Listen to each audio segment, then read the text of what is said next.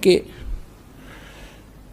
नाम जिन्होंने ले लिया धीरे धीरे सब काम होंगे, थोड़ा समय दो दाता को, इतने उतावले ना हो। जैसे एक कहता है जी मैंने नाम लिया मेरा सारे सुख हो गए, तो इसके, और दूसरा कहता है जी मैं 4 बार आ चुका हूँ अभी तक विशेष राहत मिली नहीं है। पुण्यात्माओं, ये परमात्मा का मार्ग है, इसके लिए आपने ये ध्यान रखनी पड़ेंगी जो बातें दास बता रहा है।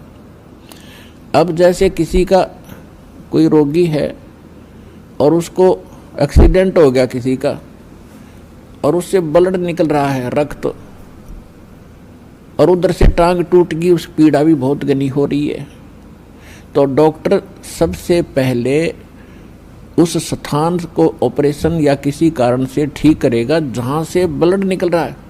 अगर उसका ब्लड निकल गया तो नाश मृत्यु हो जाएगी, और वो उस तरफ ध्यान नहीं देगा कि टांग टूट रही है और ये रो रहा है, चिल्ला रहा है कि मुझे पीड़ा है।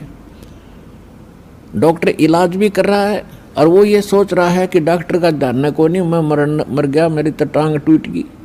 लेकिन डॉक्टर पागल नहीं है, डॉक्टर पहले देख रहा है कि ये करना आवश्यक है, ये टांग तो बाद में जुड़ जाएगी, इस तरह मरा नहीं गा ये। तो इसी प्रकार आपके जिन्होंने दीक्षा ले ली है और जिनके ऊपर कोई ऐसी आपदा आनी है कि आपकी मृत्यु होनी हो, तो पहले परमात्मा उस मृत्यु को रोकेगा, बाकी संसारिक सुख तो फिर आपका ढेर लगा देगा, आपका जीवन एक्सटेंड हो गया था। तो इस बात को आप ध्यान रखना, यह कोई बालकों का लेख नहीं है, और इतने एक मनुष्य जीवन का मिलना हंसी खेल नहीं है, एक सांस भी मनुष्य जीवन की मिलना आपको बालकों का खेल नहीं है, और ये आपको 100-150 वर्ष एक्सटेंड कर देता। ये परमपिता, ये पूर्ण परमात्मा है।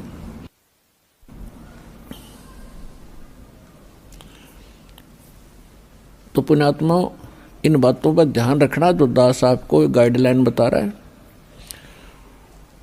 तो इस प्रकार जिनको राहत नहीं मिल रही है वो ये ना सोचो भगवान का ऑपरेशन चालू नहीं है। आपके उन संकट निवारण के लिए परमात्मा उसी दिन सक्रिय हो जाता है जिस दिन आप इस ज्ञान को पढ़कर या ज्ञान को सुनकर और हृदय से पुकार लेते हो, परमात्मा हम आपके हो लिए, आपके बगैर मुझे कुछ दिखाई नहीं देता है। और कब बुलाओगे उसी दिन से परमात्मा आपको अपना मान लेता है, क्योंकि ये आत्मा का साथी है, आत्मा इसका अंश है, चाहे वो किसी धर्म में है, चाहे किसी मजहब में है, या किसी प्राणी के शरीर में है, कुत्ते गधे सूअर के शरीर में है।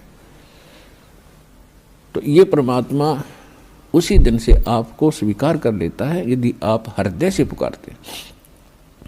और जिस समय नाम ले लेते हो फिर तो बातें खत्म हो जाती है कि आपके कोई सुनवाई ना हो या आपके संकट दूर ना हो।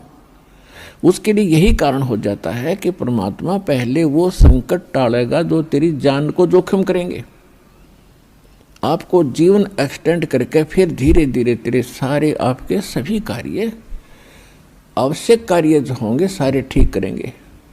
देखो ये भक्ति मार्ग है। यदि आप यहाँ आते हो बरवाला आश्रम में तो आपको सबसे पहले ये उद्देश्य बनाना होगा कि मुझे मोक्ष चाहिए।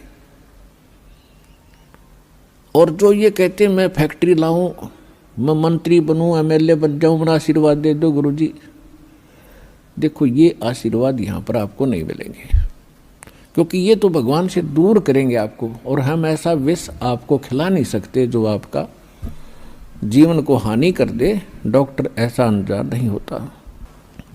इसका कारण ये है कि जैसे कोठी बंगले आपको दे भी देगा भगवान, तो आप परमात्मा से कोसों दूर होगे।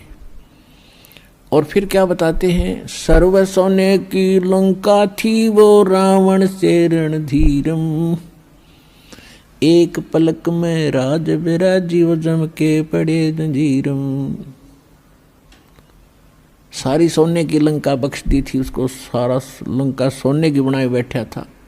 और उस समय तो कई कई हजार, 20-20, 30-30 हजार वर्ष की उम्र होती थी।